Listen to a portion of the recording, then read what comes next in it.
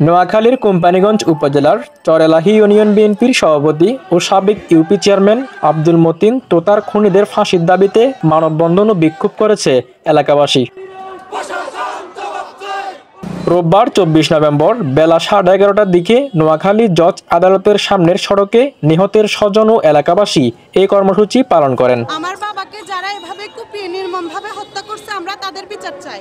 আমার বাবাকে খুন করার পরে ভরা বাজার আমার বাবাকে খুন করে এখনো তারা বাইরে ঘুরে বেড়াইতেছে, তারা ফেসবুকে আসে, তারা সবকিছুতে স্ট্যাটাস দেয়, কিন্তু তাদেরকে এখনো কেন আইনের আওতায় আনা হচ্ছে না, এটা হচ্ছে আমাদের দাবি। আমার বাবা হত্যা হয়েছে আজকে 2 মাস 24 দিন, এখনো পর্যন্ত কানা রাজ্জাক এখনো বাহিরে, মুস্তাফিজ বাহিরে, শাহাবুদ্দিন বাহিরে, ইসমাইল বাহিরে, এরা দিনের আলোর মতো আমার বাবাকে হত্যা করেছে। এটা আপনারা সবাই জানেন। এরা এখন কোথায়? এ সময় সমাবেশে বক্তব্য রাখেন চরএলাহি ইউনিয়ন বিএনপির সাবেক সভাপতি হোসেন মেম্বার, সাবেক সাধারণ সম্পাদক আবুল খায়ের মাস্টার, চরএলাহি ইউনিয়ন বিএনপির সাংগঠনিক সম্পাদক নুরুল হুদা মাস্টার, নিহত আব্দুল মতিন তোতার ছেলে, চরএলাহি ইউনিয়ন যুবদলের সাবেক সভাপতি ইসমাইল তোতা ও ইউনিয়ন ছাত্রদলের সাবেক সাধারণ সম্পাদক সবুজ তোতা।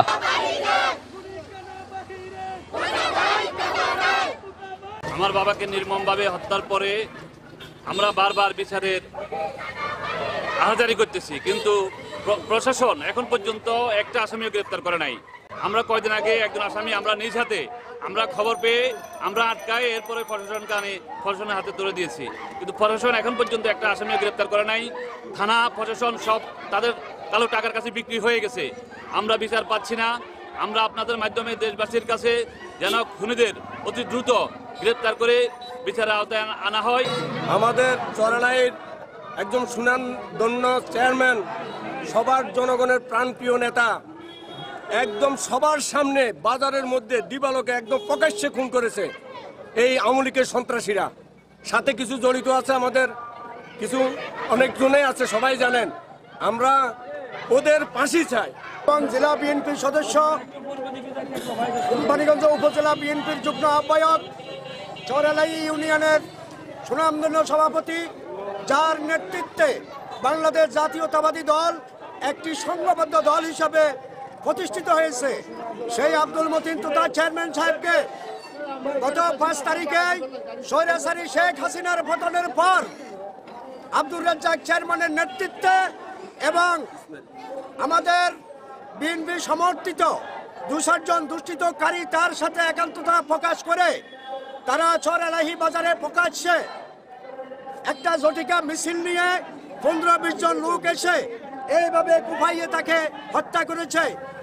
ওনাকে প্রথমত মাঝদি নোয়াখালী হাসপাতালে আনা হয়েছিল, এখান থেকে ঢাকাতে পাঠানো হয়েছিল, কিন্তু উনি গাড়িতেই মারা গেছে।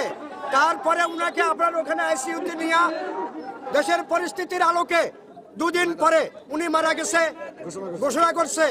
যেহেতু আমরা সকল সন্ত্রাসীর 1 থেকে শুরু করে 28 পর্যন্ত যে আসামিরা আছে, কিছু আসামি কারাগারে আছে, আমি অনতি বিলম্বে বাংলাদেশের বর্তমান প্রশাসন, ডক্টর ইউনূসের প্রশাসন, তত্ত্বাবধায়ক সরকারের প্রশাসন এবং জাতির বিবেক সাংবাদিক বৃন্দর মাধ্যমে সকল খুনির ফাঁসির জন্য আমি দাবি করি, এদের ফাঁসি অনিবার্য দিতে হবে।